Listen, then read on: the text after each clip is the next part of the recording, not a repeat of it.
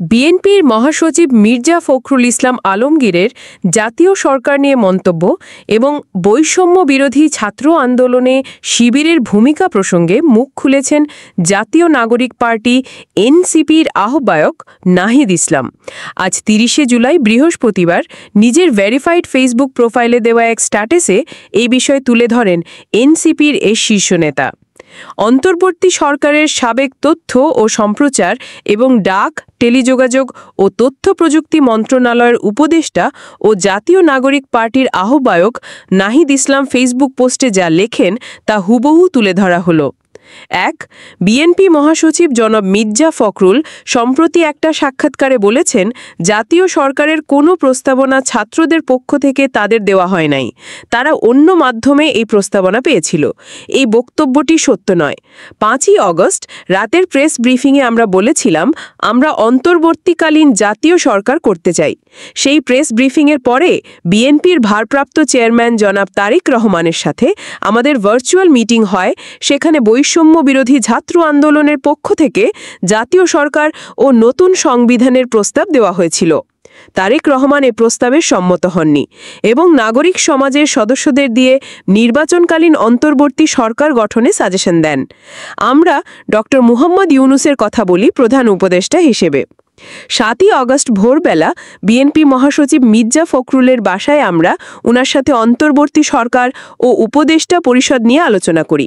উপদেষ্টা পরিষদ শপথ নেবার আগে জনাব তারিক রহমানের সাথে আরেকটি মিটিংয়ে প্রস্তাবিত উপদেষ্টা পরিষদের সদস্যবৃন্দ নিয়ে আলোচনা বা পর্যালোচনা হয়। ২. শিবির নেতা সাদিক কায়েম সম্প্রতি একটা টক শোতে বলেছেন, ছাত্রশক্তি গঠন প্রক্রিয়ায় শিবির যুক্ত ছিল, শিবিরের ইনস্ট্রাকশনে আমরা কাজ করতাম। এটা মিথ্যাচার।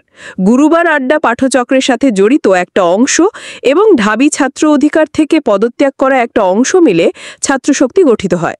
সাথে জাবির একটা স্টাডি সার্কেলও যুক্ত হয়।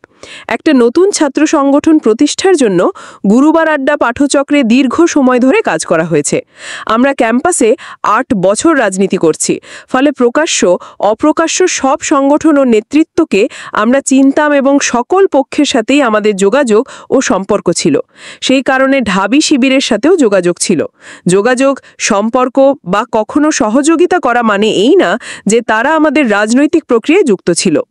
দ্বিতীয়ত, সাদিক কায়েম বৈষম্য বিরোধী ছাত্র আন্দোলনের কোনো সমন্বয়ক ছিলেন না, কিন্তু ৫ অগস্ট থেকে এই পরিচয় সে ব্যবহার করেছে।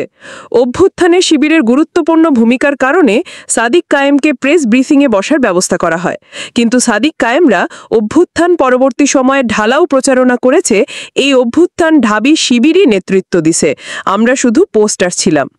অভ্যুত্থানে শিবিরের ভূমিকা কেউ অস্বীকার করে নাই, কিন্তু এই অভ্যুত্থান শিবিরের একক নয়, শিবিরের ইনস্ট্রাকশন বা ডিরেকশনও হয় নাই। আমরা সব পক্ষের সাথে যোগাযোগ করি, সিদ্ধান্ত নিতাম। আর কারা ক্ষমতার ভাগ বাটোয়ারা করতে চাইছে, গোষ্ঠী স্বার্থ রক্ষা করতে চাইছে, সে বিষয়ে অন্যদিন বলবো। ৩. ২ অগস্ট ২০২৪ রাতে জুলকারনাইন সায়েররা একটা আর্মি কুকুরে সামরিক বাহিনীর এক অংশের হাতে ক্ষমতা দিতে চেয়েছিল। এই উদ্দেশ্য কথিত সিফ হাউসে থাকা ছাত্র সমন্বয়কদের চাপ প্রয়োগ করা হয়, থ্রেট করা হয়, যাতে সে রাতে ফেসবুকে তারা সরকার পতনের এক দফা ঘোষণা করে এবং আমাদের সাথে যাতে আর কোনো যোগাযোগ না রাখে। রিফাতদের বিভিন্ন লেখায় এ বিষয়ে বলা হয়েছে। আমাদের বক্তব্য ছিল, এক দফার ঘোষণা মাঠ থেকে জনগণের মধ্য থেকে দিতে হবে, আর যারা এভাবে চাপ প্রয়োগ করছে তাদের উদ্দেশ্য সন্দেহজনক। আমাদের ভিতর প্রথম থেকে এটা স্পষ্ট ছিল যে ক্ষমতা কোনোভাবেই সেনাবাহিনী বা সেনাবাহিনী সমর্থিত কোনো গ্রুপের কাছে দেওয়া যাবে না। এতে আরেকটা ১/১১ হবে এবং আওয়ামী লীগ ফিরে আসার সুযোগ তৈরি হবে এবং আমাদের প্রতিরক্ষা বাহিনী ক্ষতিগ্রস্ত হবে। এটাকে জনগণের স্বতঃস্ফূর্ত গণ অভ্যুত্থান হিসেবে সফল করতে হবে এবং রাজনৈতিক দলগুলোকে নিয়ে সামনে আগাতে হবে। ৫ই অগস্ট থেকে আমরা এই অবস্থান ব্যক্ত করে গিয়েছি। শায়েরগং বারবার চেষ্টা করেছে আমাদের বিরুদ্ধে পাল্টা নেতৃত্ব দাঁড় করাতে, সেক্ষেত্রে সাদিক কায়েমদের ব্যবহার করেছে এবং তারা ব্যবহৃতও হয়েছে। শায়েরগংদের এই চেষ্টা অব্যাহত আছে।